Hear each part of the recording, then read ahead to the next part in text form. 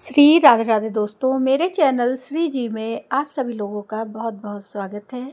आज 15 जून और दिन सोमवार है और आज अधिक मास की अमावस्या भी है, जिसे सोमवती अमावस्या भी कहेंगे। तो चलिए हम शुरू करते हैं अपने अध्याय 30 की कथा, अधिक मास के अध्याय 30 की कथा। तो बोले विष्णु भगवान की जय हो। ओम नमो भगवते वासुदेवाय नमः। नारद जी बोले, हे तपोनिधि, तुमने पहले पतिव्रता स्त्री की प्रशंसा की है, अब आप उनके सब लक्षणों को मुझसे कहिए। सूत जी बोले, हे पृथ्वी के देवता ब्राह्मणों, इस प्रकार नारद मुनि के पूछने पर स्वयं प्राचीन मुनि नारायण ने पतिव्रता स्त्री के लक्षणों को कहा। श्री नारायण बोले, हे नारद, सुनो, मैं पतिव्रताओं के उत्तम व्रत को कहता हूँ। पति कुरूप हो, कुत्सित व्यवहार वाला हो अथवा स्वरूपवान हो, रोगी हो, पिशाच हो, क्रोधी हो, मद्यपान करने वाला हो, मूर्ख हो, मूक हो, अंधा हो अथवा बधिर हो, भयंकर हो, दरिद्र हो, कुपड़ हो, निंदित हो, दीन हो, अन्य स्त्रियों में आसक्त हो, परंतु सती स्त्री सदा वाणी शरीर कर्म से पति का देवता के समान पूजन करे। कभी भी स्त्री पति के साथ कठोर व्यवहार नहीं करे। बाला हो, युवती हो अथवा वृद्धा हो, परंतु स्त्री स्वतंत्रता पूर्वक अपने गृह में भी कुछ कार्य को नहीं करे। अहंकार और काम क्रोध का सर्वदा त्याग कर पति के मन को सदा प्रसन्न करती रहे और दूसरे के मन को कभी भी प्रसन्न नहीं करे। जो स्त्री दूसरे पुरुष से कामना सहित देखी जाने पर, प्रिय वचनों से प्रलोभन देने पर अथवा जन समुदाय में स्पर्श होने पर विकार को नहीं प्राप्त होती है, तो स्त्रियों के शरीर में जितने रोम होते हैं उतने 1000 वर्ष तक यह स्त्री स्वर्ग में वास करती है। दूसरे पुरुष के धन के लोभ देने पर जो स्त्री पर पुरुष का मन, वचन, कर्म से सेवन नहीं करती है, तो वह स्त्री लोक में भूषण और सती कही गई है। दूती के प्रार्थना करने पर भी, बलपूर्वक पकड़ी जाने पर भी, वस्त्र आभूषण आदि से आच्छादित होने पर भी जो स्त्री अन्य पुरुष की सेवा नहीं करती है वो सती कही जाती है। जो दूसरे से देखी जाने पर नहीं देखती है और हंसाई जाने पर हंसती नहीं है, बात करने पर बोलती नहीं है, वह उत्तम लक्षण वाली प्रतिव्रता स्त्री है। रूप यौवन से युक्त और गाने नाचने में होशियार होने पर भी अपने अनुरूप पुरुष को देखकर विकार को नहीं प्राप्त होती, वह स्त्री सती है। स्वरूपवान, जवान, मनोहर, कामनियों का प्रिय ऐसे पर पुरुष के मिलने पर भी जो स्त्री इच्छा नहीं करती, तो वो महासती कही गई है। पतिव्रताओं को पति के सिवाय दूसरा देवता, मनुष्य, गंधर्व भी प्रिय नहीं होता, इसलिए स्त्री अपने पति का अप्रिय कभी नहीं करें। जो पति के भोजन करने पर भोजन करती है, दुखित होने पर दुखित होती है, प्रसन्न होने पर प्रसन्न होती है, प्रदेश जाने पर मैला वस्त्र को पहनती है, जो पति के सो जाने पर सोती है और पहले जागती है, पति के मरने पर अग्नि में प्रवेश करती है और दूसरे को चित्त से नहीं चाहती, वही पतिव्रता स्त्री है। सास ससुर में भक्ति करती है, विशेष करके पति में भक्ति करती है, धर्म कार्य में अनुकूल रहती है, धन संचय में अनुकूल, गृह कार्य में प्रतिदिन तत्पर रहने वाली, खेत से, वन से, ग्राम से पति के आने पर स्त्री उठकर आसन और जल देकर प्रसन्न करे, नित्य प्रसन्न मुख रहे, समय पर भोजन देवे, भोजन करते समय कभी भी खराब वाणी नहीं कहे। गृह में प्रधान स्त्री सदा आसन, भोजन, दान, सम्मान, प्रिय भाषण में तत्पर रहे। गृह के खर्च के लिए स्वामी ने जो धन दिया है उससे घर के कार्य को करके बुद्धिपूर्वक कुछ बचा लेवे। दान के लिए दिए हुए धन में से लोभ करके कुछ कोर कसर नहीं करे और बिना पति की आज्ञा के अपने बंधुओं को धन नहीं देवे। दूसरे के साथ बातचीत, असंतोष, दूसरे पुरुष के व्यापार की बातचीत, अत्यंत हंसना, अत्यंत रोष, क्रोध को पतिव्रता स्त्री छोड़ देवे। पति जिस वस्तु को पान नहीं करता, जिस वस्तु को खाता नहीं है, जिस वस्तु का भोजन नहीं करता, उन सब वस्तुओं का पतिव्रता स्त्री त्याग करे। तेल लगाना, स्नान, शरीर में उपटन लगाना, दांतों की शुद्धि पतिव्रता स्त्री पति की प्रसन्नता के लिए करे। हे मुने, त्रेता युग में स्त्रियों को प्रतिमास रजो दर्शन होता है। उस दिन से 3 दिन त्याग कर गृह कार्य के लिए शुद्ध होती हैं। प्रथम दिन चांडाली, दूसरे दिन ब्रह्मघातिनी, तीसरे दिन रजकी है, चतुर्थ दिन शुद्ध होती है। स्नान, शौच, गाना, रोदन, हंसना, सवारी पर चढ़ना, मालिश, स्त्रियों के साथ जुआ खेलना, चंदन आदि लगाना, विशेष करके दिन में शयन, दातुन करना, मानसिक अथवा वाचिक मैथुन करना, देवता का पूजन करता देवताओं को नमस्कार रजस्वला स्त्री नहीं करे। रजस्वला स्त्री स्पर्श और उसके साथ बातचीत नहीं करे। रजस्वला 3 रात तक अपने मुख को नहीं दिखाए, जब तक शुद्धि स्नान नहीं करे तब तक अपने वचनों को नहीं सुनावे। रजस्वला स्त्री स्नान कर दूसरे पुरुष को नहीं देखे, सूर्य नारायण को देखे बाद पंचगव्य का पान करे, अपनी शुद्धि के लिए पंचगव्य अथवा दूध का पान करे। श्रेष्ठ स्त्री कहे हुए नियम में स्थित रहे। यदि स्त्री गर्भवती हो जाए तो नियम में तत्पर रहे, वस्त्र आभूषण अलंकार आदि से अलंकृत रहे और पति के प्रिय करने में यत्नपूर्वक तत्पर रहे, प्रसन्न मुख रहे, अपने धर्म में तत्पर रहे, शुद्ध रहे, अपनी रक्षा कर विभूषित रहे और वास्तु पूजन में तत्पर रहे। खराब स्त्रियों के साथ बातचीत न करे, सूप की हवा शरीर में नहीं लगे, मृत वत्सा आदि का संसर्ग दूसरे के यहाँ भोजन गर्भवती स्त्री नहीं करे, भद्दी चीज को नहीं देखे, भयंकर कथा को नहीं सुने, गरिष्ठ और अत्यंत उष्ण भोजन नहीं करे और अजीर्ण ना हो ऐसा भोजन करे। इस विधि से रहने पर पतिव्रता स्त्री श्रेष्ठ पुत्र को प्राप्त करती है, अन्यथा गर्भ गिर जाए अथवा स्तंभन हो जाए। अपने गुणों से हीन दूसरी सौत की निंदा नहीं करे। ईर्ष्या राग से होने वाले मत्सरता आदि के होने पर भी सौत स्त्री परस्पर में अप्रिय वचन नहीं कहे, दूसरे के नाम का गान न करे, दूसरे की प्रशंसा नहीं करे, पति से दूर वास नहीं करे किंतु पति के समीप में वास करे और पति के कहे हुए स्थान में पृथ्वी पर पति के सामने मुख करके वास करे, स्वतंत्रतापूर्वक दिशाओं को ना देखे, दूसरे पुरुष को नहीं देखे, विलासपूर्वक पति के मुख कमल को देखे, पति से कही जाने वाली कथा को आदरपूर्वक स्त्री श्रवण करे, पति के भाषण के समय स्वयं स्त्री बातचीत नहीं करे, रति में उत्कंठा वाली स्त्री पति के बुलाने पर शीघ्र रति स्थान को जाए, पति के उत्साहपूर्वक गाने के समय स्त्री प्रसन्न चित्त से श्रवण करे, गाते हुए पति को देखकर स्त्री आनंद में मगन हो जावे, पति के समीप व्यग्र चित्त से व्याकुल हो नहीं बैठे, कलह के योग्य होने पर भी पति के साथ स्त्री कलह न करे, पति से भर्षित होने पर, निंदा किए जाने पर, ताड़ित होने पर भी, पतिव्रता स्त्री व्यथित होने पर भी भय छोड़कर पति को कंठ से लगावे, ऊंचे स्वर से रोदन न करे, पति को कोसे नहीं, स्त्री अपने गृह से बाहर भाग कर न जाए, यदि बंधुओं के यहाँ उत्सव आदि जाए तो पति की आज्ञा लेकर और अध्यक्ष से रक्षित होकर जाए और वहाँ अधिक समय तक वास न करे, पतिव्रता स्त्री अपने घर को लौटावे, पति के विदेश यात्रा के समय अमंगल वचन को ना बोले, निषेध वचन से मना न करे और उस समय रोदन न करे, पति के देशांतर जाने पर नित्य उपटन न लगावे, जीवन रक्षा के लिए स्त्री निंदित कर्म को ना करे, ससुर सास के पास शयन करे, अन्यत्र शयन न करे, प्रतिदिन प्रयत्नों पूर्वक पति के समाचार की खोज लेती रहे, पति के कल्याण समाचार मिलने के लिए दूत को भेजे, प्रसिद्ध देवताओं के समीप मंगलिक याचना करे। पति के परदेश जाने पर पतिव्रता इस प्रकार के कार्यों को करे, अंगों को न धोना, मलिन वस्त्र को धारण करना, तिलक न लगाना, आंजन न लगाना, सुगंधित पदार्थ माला आदि का त्याग, नख बाल का संस्कार न करना, दांतों में मिश्रो आदि नहीं लगाना, ऊंचे स्वर से हंसना, दूसरे से हंसी, दूसरे की चाल व्यवहार का विशेष रूप से चिंतन करना, स्वच्छंद भ्रमण करना, दूसरे पुरुष के अंगों का मर्दन करना, एक वस्त्र से घूमना, लज्जा रहित होकर चलना इत्यादि दोष स्त्रियों को अत्यंत दुख देने वाले कहे गए हैं। गृह में कार्यों को करके हल्दी लेपन से और शुद्ध जल से शरीर को शुद्ध कर स्वच्छ श्रृंगार को करें, खिले हुए कमल के समान प्रसन्न मुख होकर पति की समीप जाएं। स्त्री के इस व्यवहार से युक्त और मन वचन शरीर से युक्त स्त्री पति से बुलाई जाने पर गृह के कार्यों को छोड़कर शीघ्र पति के लिए पास जाएं और कहें कि हे स्वामिन, किस लिए बुलाया है, कृपा पूर्वक कहें। द्वार पर अधिक समय तक न खड़ी होवें, द्वार का सेवन न करें, स्वामी से मिली हुई चीज दूसरे को कभी न देवें, पति के उच्चिष्ट मीठा अन्न फल आदि को ये महाप्रसाद है, ये कहकर निरंतर प्रसन्न रहे, सुख से सोए, सुख से बैठे, स्वेच्छा से रमण करते हुए और आतुर कार्यों में पति को नहीं उठावें, अकेली कहीं न जाए, नग्न होकर स्नान न करे, पति से द्वेष करने वाली स्त्री को पतिव्रता ना समझें। उलोक, मूसल, झाड़ू, पत्थर, यंत्र, देहली पर पतिव्रता कभी भी न बैठे। तीर्थ में स्नान की इच्छा करने वाली स्त्री पति के चरण जल को पीवे। स्त्री के लिए शंकर से भी अथवा विष्णु भगवान से भी अधिक पति ही कहा गया है।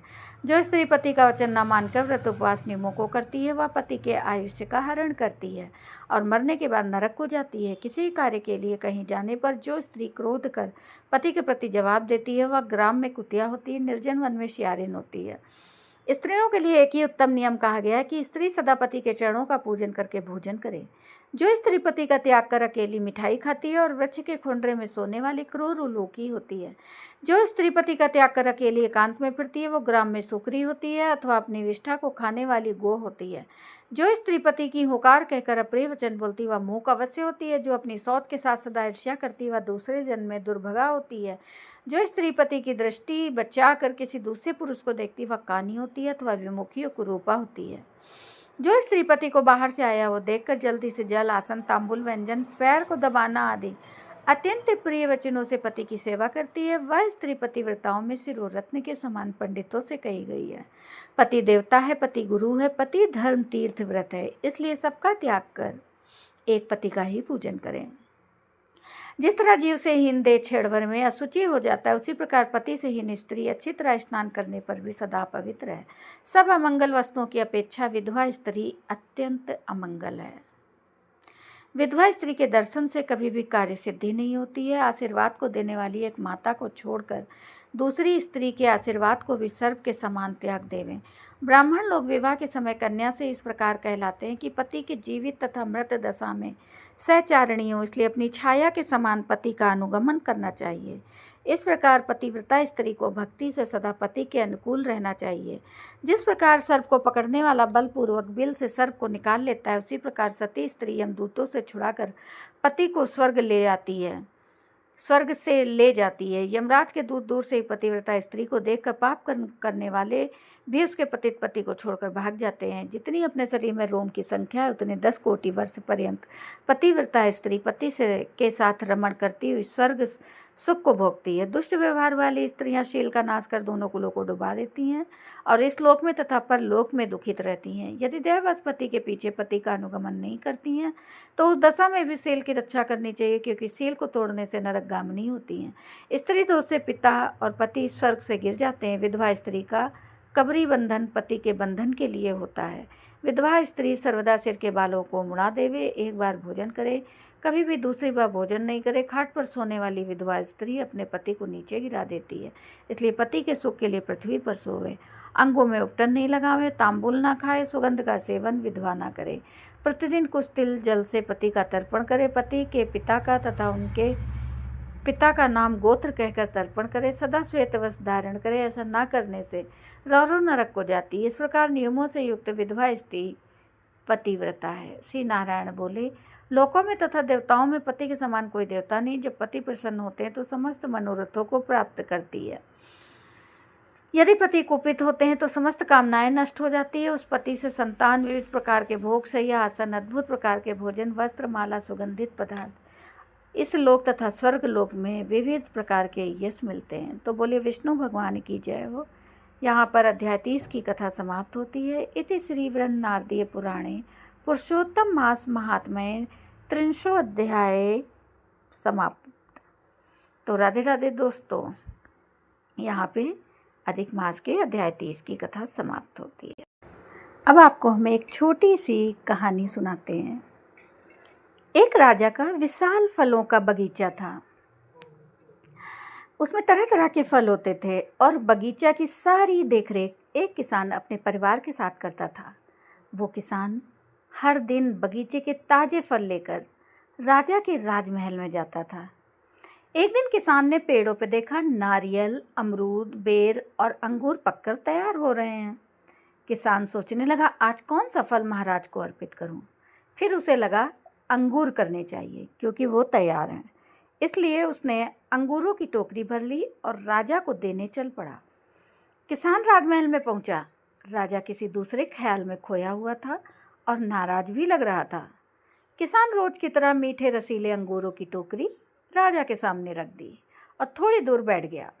अब राजा उसी ख्यालों में टोकरी में से अंगूर उठाता, एक खाता और एक खींचकर किसान के माथे पर निशाना साध कर फेंक देता। राजा का अंगूर जब भी किसान के माथे या शरीर पर लगता था तो किसान कहता था, ईश्वर बड़ा दयालु है। राजा फिर और जोर से अंगूर फेंकता था। किसान फिर वही कहता था, ईश्वर बड़ा दयालु है। थोड़ी देर बाद राजा को एहसास हुआ कि वो क्या कर रहा है और प्रत्युत्तर क्या आ रहा है। वो संभल कर बैठा। उसने किसान से कहा, मैं तुझे बार बार अंगूर मार रहा हूँ और ये अंगूर तुम्हें लग भी रहे हैं, फिर भी तुम ये बार बार क्यों कह रहे हो ईश्वर बड़ा दयालु है। किसान ने नम्रता से बोला, महाराज, बागान में आज नारियल, बेर और अमरूद भी तैयार थे, पर मुझे भान हुआ कि क्यों ना आज आपके लिए अंगूर ले चलूं। लाने को मैं अमरूद और बेर भी ला सकता था, पर मैं अंगूर लाया। यदि अंगूर की जगह नारियल, बेर या बड़े बड़े अमरूद रखे होते तो आज मेरा क्या हाल होता। इसीलिए मैं कह रहा हूँ कि मेरे ईश्वर बड़ा दयालु है। इसी प्रकार जैसे इस कहानी में भगवान ने उस किसान को के ऊपर दया की, इसी प्रकार ईश्वर भी हमारी कई मुसीबतों को बहुत हल्का करके हमें उबार लेते हैं। तो ईश्वर हमेशा दयालु है। तो बोलिए राधे राधे। आपको ये कथा कैसी लगी? ज़रा सी भी अच्छी लगी हो तो शेयर भी करिए और मेरे चैनल को सब्सक्राइब भी करिए। चलिए अब हम आपको आगे सुनाते हैं तुलसी मैया की चालीसा। बोलिए तुलसी मैया की जय हो, विष्णु भगवान की जय हो। जय जय तुलसी भगवती सत्यवती सुखदानी, नमो नमो हरिप्रेसी श्री वृंदा गुणखानी। श्री हरि शीस बिरजनी देहु अमरवर अम्ब, जनहित हे वृंदावनी अब ना करहूँ विलम्ब। धन्य धन्य श्री तुलसी माता, महिमा अगम सदा श्रुति गाता। हरि के प्राणों से तुम प्यारी, हरि है हेतु कीन्ह तप भारी। जब प्रसन्न है दर्शन दिन्यो, तब कर जोरि विनय अस कीन्यो। हे भगवंत कंत मम हो, दीन जान जन छाड़ऊ छोहू। सुन लक्ष्मी की तुलसी की बानी, तीनों श्राप कद पर आनी। अस अयोग्य वर मांगन हारी, हो विटप तुम जड़ तनुधारी। सुन तुलसी श्रप्युतः ठामा, करऊ वास तुहु नीचन धामा। दियो वचन हरि तब तत्काला, सुनौ सुमुख जन होहु बिहाला। समय पाई वौ रो पाती तोरा, पूजहु आस वचन सत मोरा। तब गोकुल महि गोप सुदामा, तासु भई तुलसी तू बामा। कृष्ण रास लीला के माहि, राधे सख्यो प्रेम लखि नाहि। दियो श्राप तुलसी तत्काला, नर लोकहि तुम जन्महु बाला। यो गोप वह दानव राजा, शंखचूड़ नामक सिर ताजा।